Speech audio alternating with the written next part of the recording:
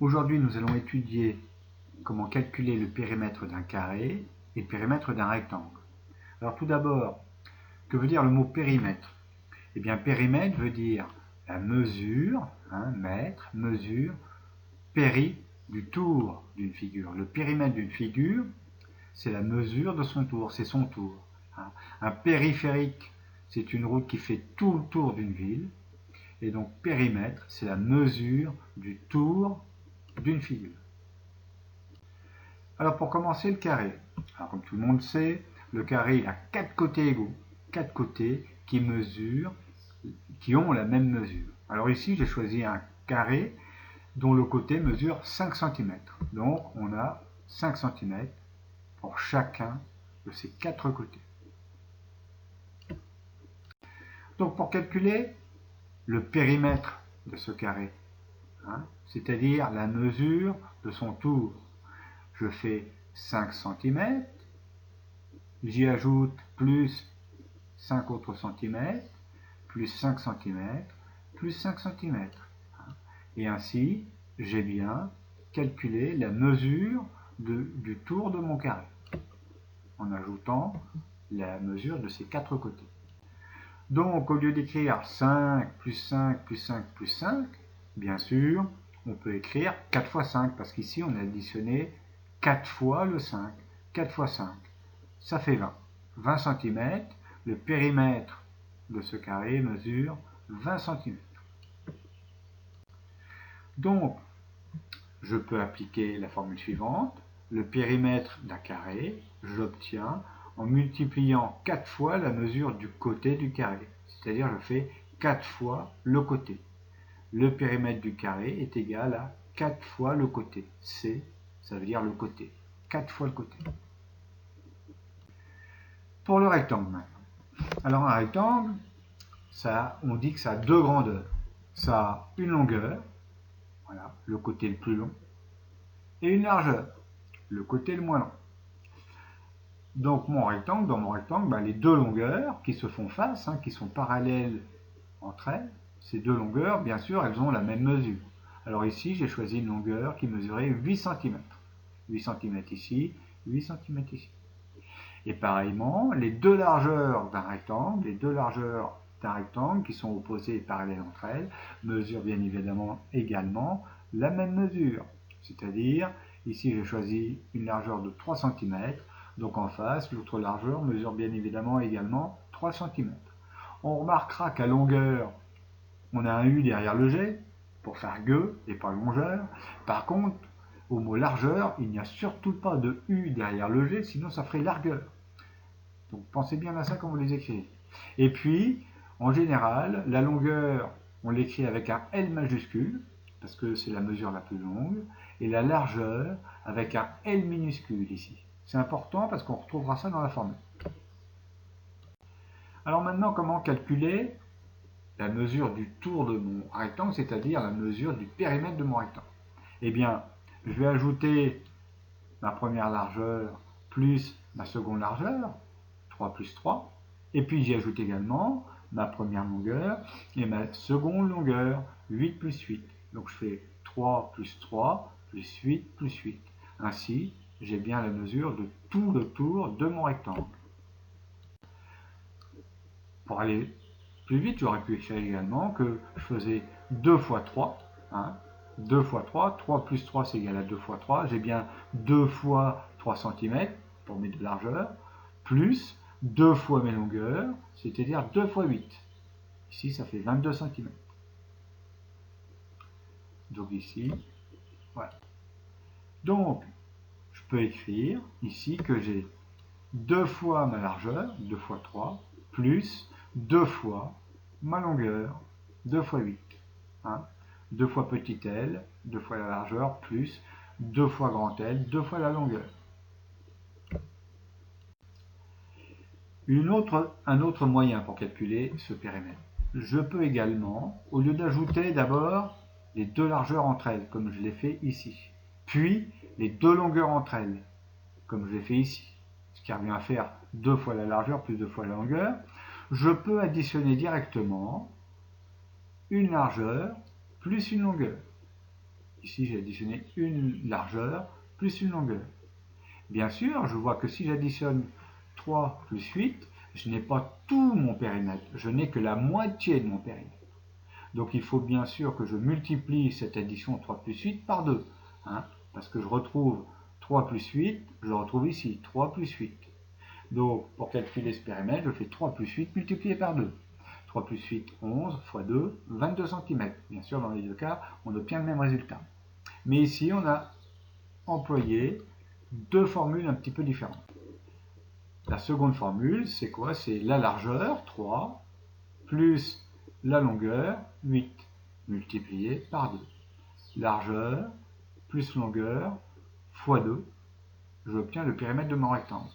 Alors cette formule, elle est très importante parce que cette mesure-là, largeur, plus longueur, qui mesure en fait que la moitié de mon périmètre, c'est une mesure, une quantité très importante à connaître dans certains problèmes.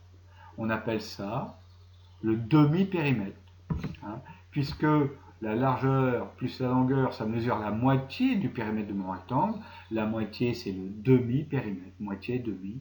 On a donc le demi-périmètre. Donc je peux dire que largeur plus longueur fois 2, c'est pareil que demi-périmètre fois 2, puisque le demi-périmètre, la moitié de mon périmètre, c'est bien largeur plus longueur. Donc je vous l'ai marqué en haut ici, le demi-périmètre, c'est cette donnée ici, c'est cette mesure. Très important.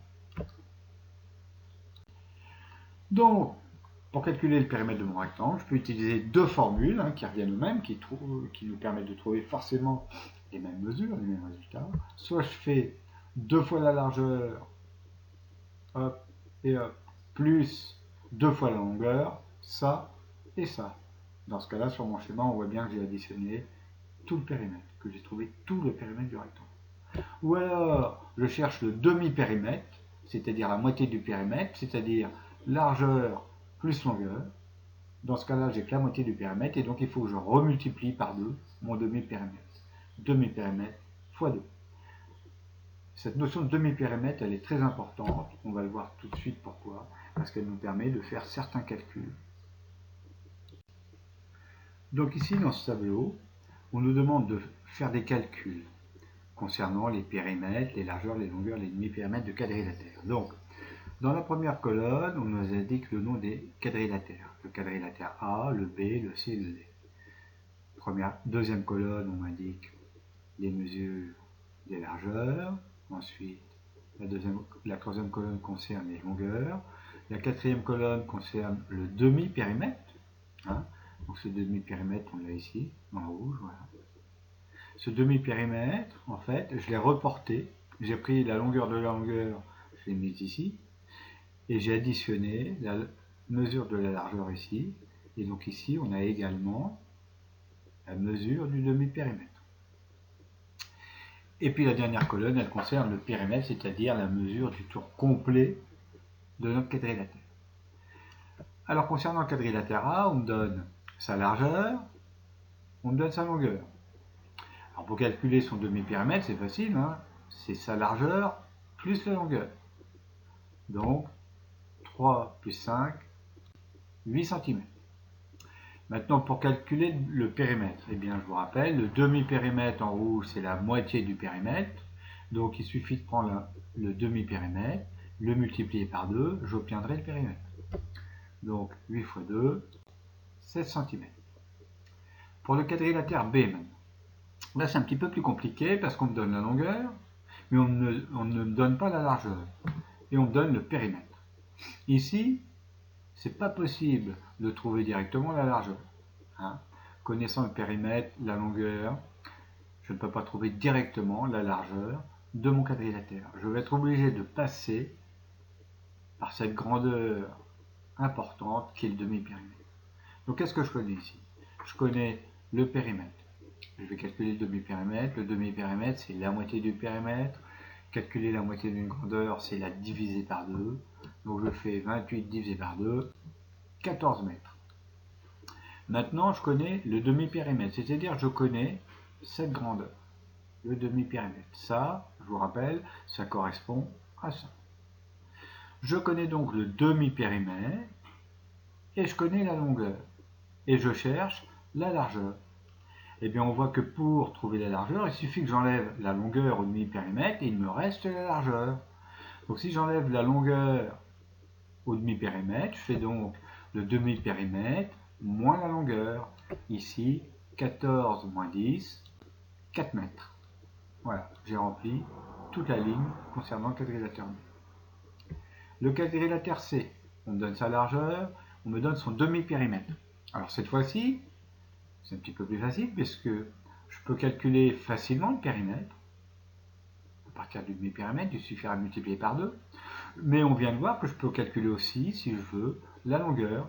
Parce que si je connais le demi-périmètre, ici 21 cm, que je connais sa largeur, ici c'est 4, ben pour trouver la longueur, il suffit d'enlever la largeur au demi-périmètre, et il me reste sa longueur. Donc ici, soit je commence par calculer la longueur, soit je commence par calculer le périmètre. C'est comme je veux pas faire. Hein. Il n'y a pas d'ordre. Alors moi en général, je préfère calculer le périmètre. Donc ici, j'aurais fait 21 x 2, 42 cm. Et pour calculer la longueur, donc c'est le demi-périmètre moins la largeur, 21 moins 4, 17. Voilà. 21 x 2, 42 cm, 21 moins 4, 17 cm. Dernier quadrilatère, on me donne sa largeur, son demi-périmètre. Comme tout à l'heure, soit je calcule sa longueur, soit je calcule son périmètre. Si je veux calculer son périmètre, je fais 30 x 2, j'aurai 60 mètres. Si je veux calculer sa longueur, il suffit d'enlever au demi-périmètre sa largeur. Si j'enlève au demi-périmètre la valeur de la largeur, il me restera bien que la longueur. 30 moins 15, j'obtiendrai 15. Alors pourquoi est-ce que je vous ai mis ce dernier quadrilatère? C'est parce qu'on remarque que dans ce quadrilatère, la largeur et la longueur ont des mesures égales. C'est donc un carré. Hein. Un quadrilatère dont la longueur est égale à la largeur, ben en fait c'est un carré. On pourrait parler de côté.